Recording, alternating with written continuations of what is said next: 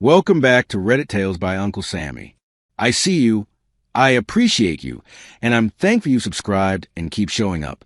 This space is built on your insights. Leave your thoughts and lessons below. Now cue the tension, cue the truth, let's get into it. Before this story starts, there is one detail I want you to listen for. When somebody starts calling your support the bare minimum while treating your boundaries like an inconvenience, that is not ambition. That is entitlement wearing nice clothes. In this one, the warning sign was not the cheating by itself.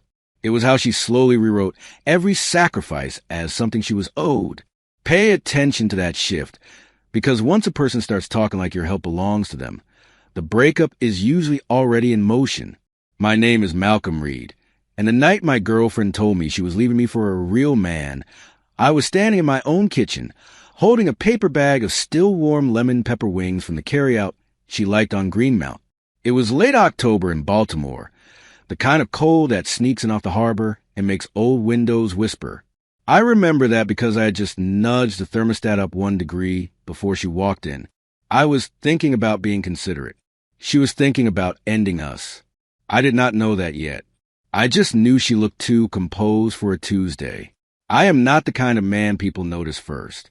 I am 6 feet even, dark-skinned, broad in the shoulders, and I have a face barbers always call serious, even when I am in a good mood. I work as a senior compliance analyst for a hospital network, which means my whole job is noticing patterns other people miss and cleaning up quiet messes before they become lawsuits. I like order. I like receipts. I keep my bills in blue folders and my winter socks rolled together in pairs. My girlfriend, Asha Benton, used to joke that I organized my pantry like I expected an inspection. Before this gets any deeper, tell me in the comments right now, if you were helping build somebody's future, would you see it as love or as a risk? And if stories like this pull you in, make sure you like, share, and subscribe so you do not miss the next one. Asha was the opposite of me in all the ways that looked exciting from the outside. She was warm where I was reserved, quick where I was careful, magnetic a room without trying very hard. She spoke with her whole face. She liked big earrings, little notebooks, and expensive candles she claimed smelled like grown decisions. When we met, she worked in university advancement at Morgan State, and she had this habit of tapping the edge of her coffee cup 3 times before saying something honest. The first time I noticed it, we were at a diner near Charles Village splitting peach cobbler at 1 a.m. We met at my cousin's retirement party from the fire department, of all places. It was in a church fellowship hall in West Baltimore, with folding chairs, baked mac and cheese, and somebody's uncle arguing about the Ravens near the punch bowl. I had gone because my mother said family matters were not optional. Asha had gone because she knew my cousin's wife through a sorority service event. She was wearing a rust-colored dress and carrying her heels in one hand by the end of the night. She beat me at spades and laughed when I accused her of bluffing with a face too innocent to trust. We started small. Saturday breakfast at Sip and Bite. Long walks around Druid Hill Park when the weather was decent. Debates over whether old Luther or new R&B made better cooking music. She liked scrambled eggs cooked hard. I thought that was a little tragic, but I kept that opinion to myself. By month 4, she had a drawer at my row house in Reservoir Hill. By month 9, she had a key. I did not rush it. She did. She said I felt solid, and at 36, solid sounded better to me than exciting. Exciting had already cost me enough in earlier years. She told me she wanted an MBA a year into our relationship. We were at a quiet Ethiopian restaurant off North Avenue, and she slid her phone across the table to show me a spreadsheet called Exit Velocity. That was her phrase for everything back then. Exit Velocity. She wanted out of fundraising, out of taking notes in meetings where other people got credit, out of renting apartments within walls and laundry in the basement. She wanted strategy, executive titles, boardrooms. I respected that. I admired it, actually. My own mother had worked 30 years at the post office with feet that ached every winter. Ambition did not scare me. What I missed was the edge in it. Asha did not talk about learning. She talked about arriving. She wanted a top program in Chicago, D.C., or New York. She wanted the network, the new circles, the language of power. I am tired of always being adjacent to people making decisions, she said, stabbing a collard green with more force than necessary. I want to be in a room where the room gets picked. I laughed because the sentence was dramatic, and she grinned. But underneath that grin was hunger sharp enough to cut with. I mistook it for drive. Sometimes those are cousins, not twins. I made my first decision right there. I could have told her the truth, which was that I believed in her, but did not think I should bankroll a dream that expensive unless we had clearer terms. Instead, I said I would help. Not because she begged. She did not. She just looked tired, and I knew what student debt had done to my older sister's life.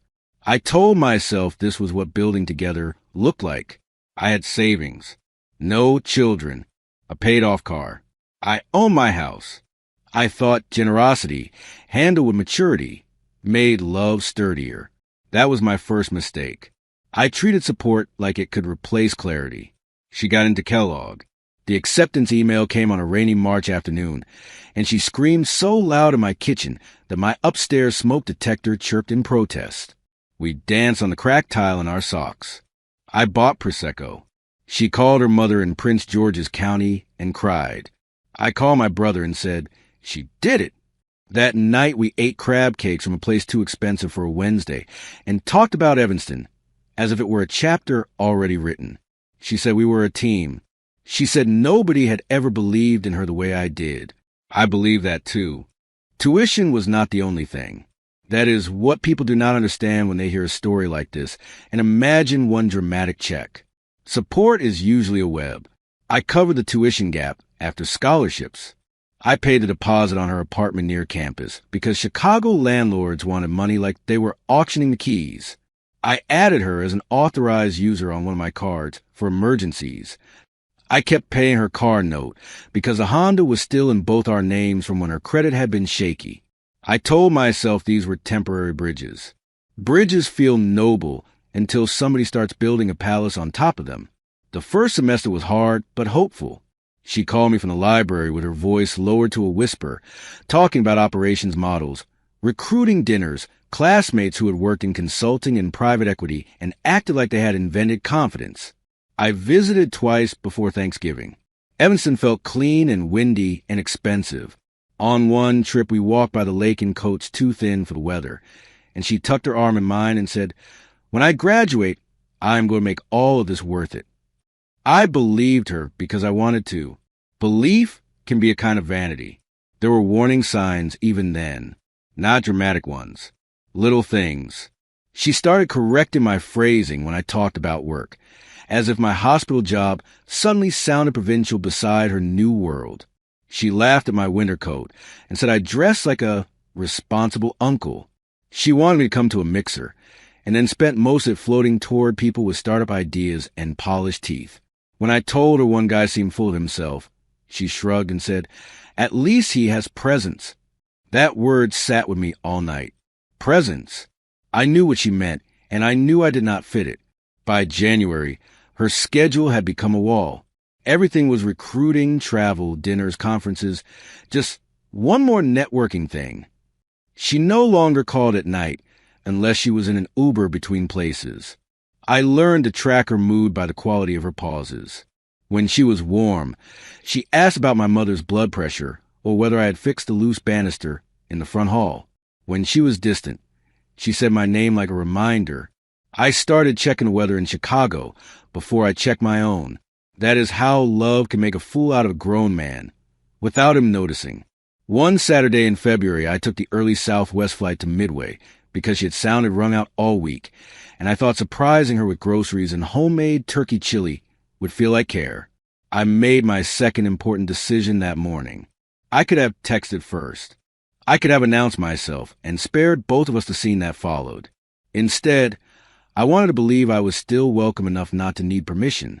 I took the train north, lugging a duffel bag and a plastic container wrapped in 2 grocery sacks, and let myself into the apartment with the key she told me to keep.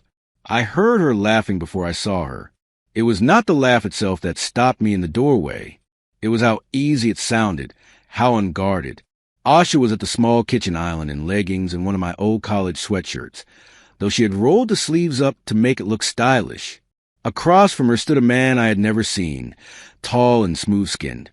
with a camel coat fold over one arm and the relaxed posture of someone already certain he belonged. He was slicing limes with my knife. My knife, in the apartment I had paid to secure. She turned first and nearly dropped her glass. "Malcolm?" She said my name like a child caught reaching for a hot pan.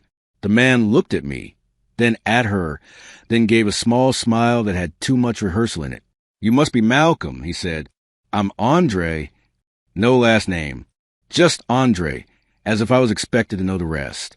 I set the chili down on the counter more carefully than I felt. "Looks like you all are settled in," I said. Asha rushed into motion, talking too fast about project teams and classmates, and stopping by before a study dinner.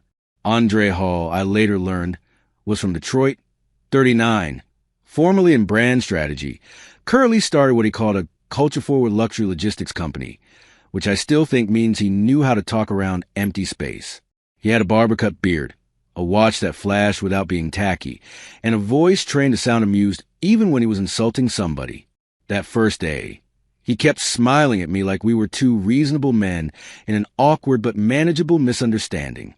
I hated him on sight for that, not because he was there, because he acted as if my confusion was a detail to be managed. After he left, Asha snapped before I even asked a question. "You cannot just pop up on me like that," she said, arms folded, one hand gripping her own elbow. "I came to see my girl," I said, "with groceries, with food. That is not the point." It was cold in that apartment, radiator heat humming under the windows, but I felt sweat gather at my temples. I asked who Andre really was. She said he was a classmate, then a collaborator, then someone who actually understands where I am headed. That phrasing sat there between us like a splinter. Where I am headed.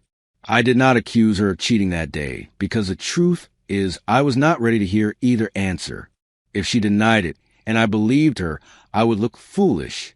If she admitted it, I would have to act, and I was not prepared to lose the future I had paid for in installments. So I did what many embarrassed people do. I made myself a little smaller. I told her I should have texted first. I told her I just missed her. She softened enough to hug me, but it felt like hugging somebody at a funeral. Formal, careful, already parting. After that visit, everything turned transactional. She called when she needed something practical. A flight, a wire, advice on negotiating summer housing for an internship in New York. She swore was essential. Our old conversations disappeared. No more joking about my aunt's church hats. No more asking me to read over her presentations because she liked how I cut unnecessary words. She still said love you sometimes, but it sounded scheduled, like the dentist reminding me about a cleaning. I started taking longer routes home from work, so I would not walk straight into the choir of my house with all that false hope still buzzing in me. In March, she invited me to a gala in Chicago for Black business students and alumni. I almost said no because I was tired of being introduced as a dependable boyfriend from back home, but I went because part of me still believed showing up mattered. The ballroom was all candlelight and expensive perfume, and men whose shoes looked like they had never seen weather. Asha wore a silver dress with a low back and looked so beautiful it made me angry. Not at her exactly. At myself for still being vulnerable to beauty after everything had already started to rot. I saw the shift in real time that night. It happened in little social edits. She introduced Andre to everybody with stories. She introduced me with credentials. This is Malcolm. He works in healthcare compliance. That was true, but stripped of all the things that made me a person. Andre got laughter. I got bullet points. Then near the bar, I heard her tell a woman from a consulting firm, Malcolm is sweet, but he thinks security is the same as leadership. She said it lightly, almost smiling. The woman laughed into her wine. Asha did not know I heard. I stood there holding club soda like a fool. The actual breakup came 2 weeks later in Baltimore in my kitchen, with the lemon pepper wings cooling through the bag. She had flown down for what she called an honest conversation. That phrase should have warned me. Honest conversations rarely come with a carry-on. She sat on the stool by the counter, crossed one leg over the other, and looked around my kitchen like she was already remembering it from a distance. I do not want to drag this out, she said. Andre and I are together. She let the sentence settle, watching me absorb it. I asked the only question my pride could manage. Since when? She pressed her lips together. Since February, if you need a date. Need a date? Like I was filling out a form. I leaned against the sink because I suddenly felt too heavy for my own knees. She kept talking, and I remember almost none of it clearly except one sentence because it split my life in half. He moves like a real man, Malcolm. He is not afraid to take up space. That was it. Not cheating. Not even leaving. That phrase, real man, it reached back through every sacrifice and tried to make me smaller. I asked whether she had come for honesty or for cruelty. She rolled her eyes, which I had never seen her do at me before business school. I am trying to be direct, she said. You are kind, but you are comfortable. Andre is building. He thinks bigger. He understands the level I belong on. I laughed one sharp, ugly sound. The level you belong on? She stood then, paced once, and pointed at the house, the kitchen, the blue kettle on the stove, my whole life. This is nice, Malcolm. Stable. Predictable. But I do not want nice anymore. There is a particular humiliation in standing in a home you work for while somebody explains why it is beneath them. I looked at the backsplash tile we had picked together and remembered how proud she had been of the brass cabinet pulls, how she said the place finally felt like grown people live here. Now it was suddenly too small for her dreams. So what happens next? I asked. She answered quickly, like she had rehearsed this part. She would stay in Chicago through finals. She needed continued help with tuition because she was too close to the finish line to stop now, and the car arrangement should remain unchanged. I stared at her. You expect me to keep funding this? She blinked as if I had asked something childish. You committed to my degree, Malcolm. I committed to us.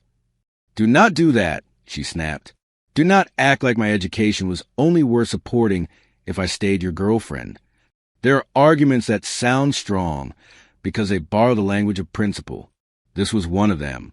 For one danger second, I almost folded. Then she added, softer and somehow worse.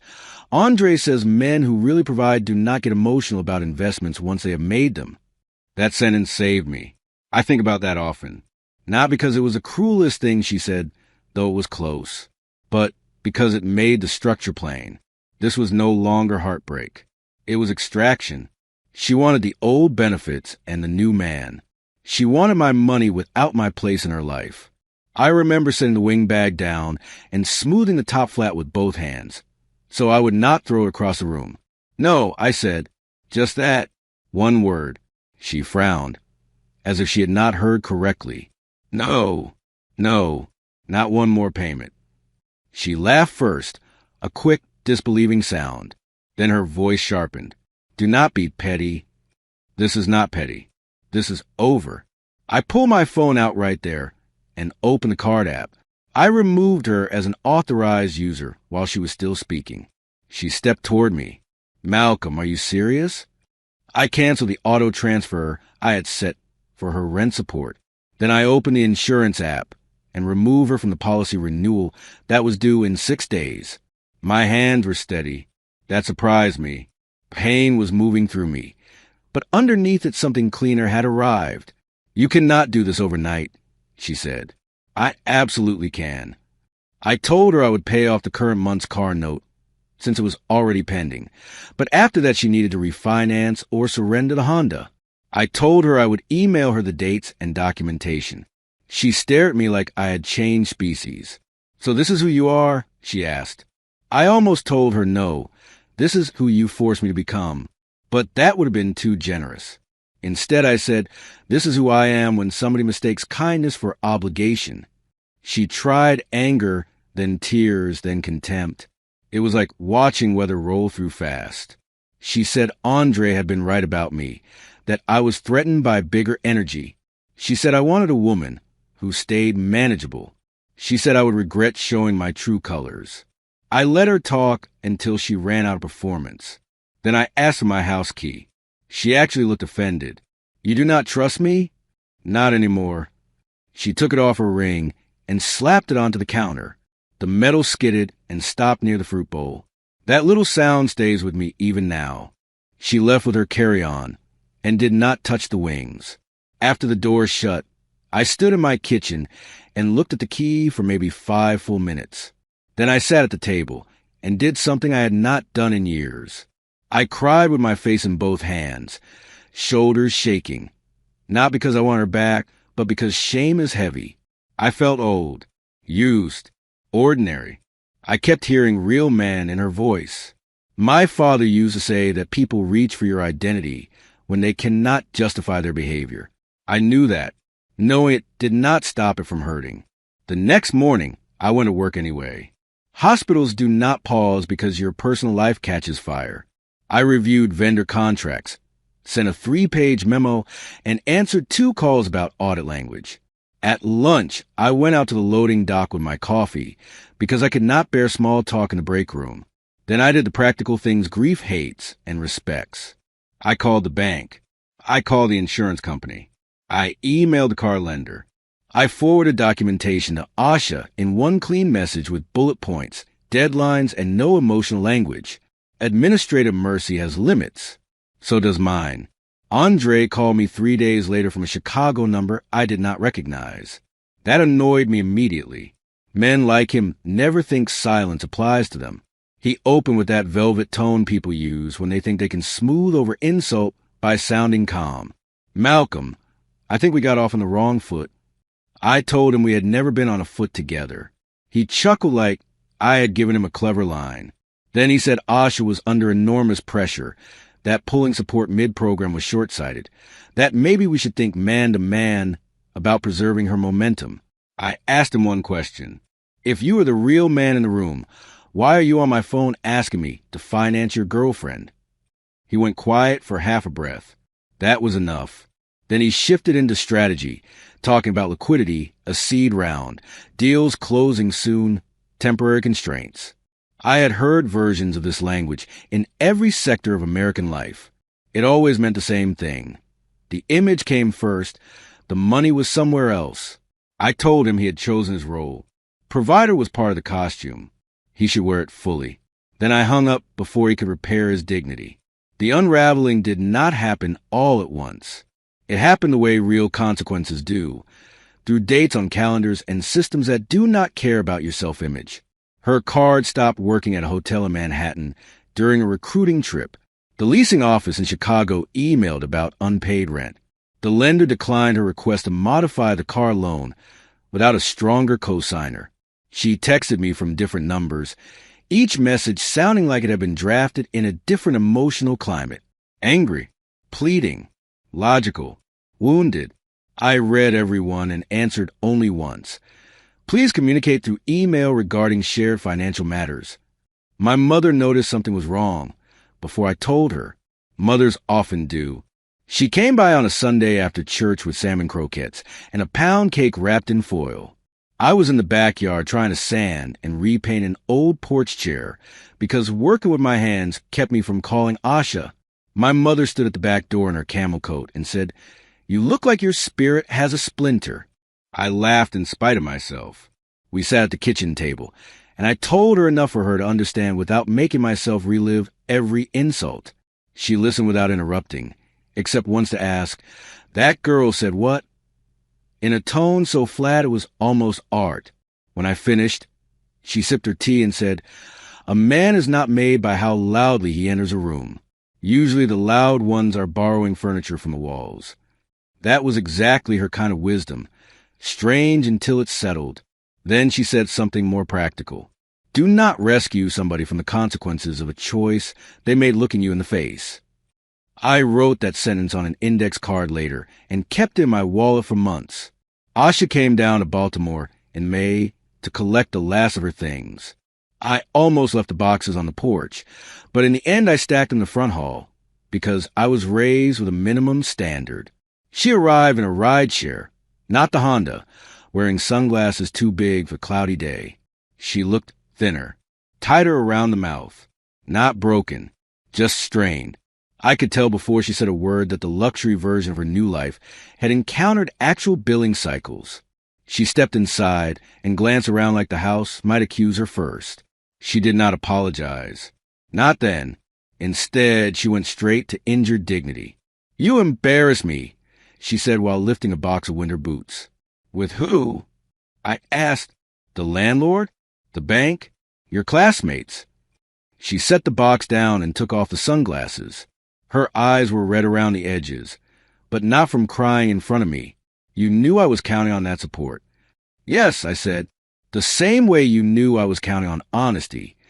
She looked away at the staircase, at the framed black and white photo of my grandparents, anywhere but my face. We ended up in the front room, because neither of us seemed willing to leave first. Rain ticked against the windows. A city bus exhaled at the corner. She said Andre was figuring some things out. I did not ask what.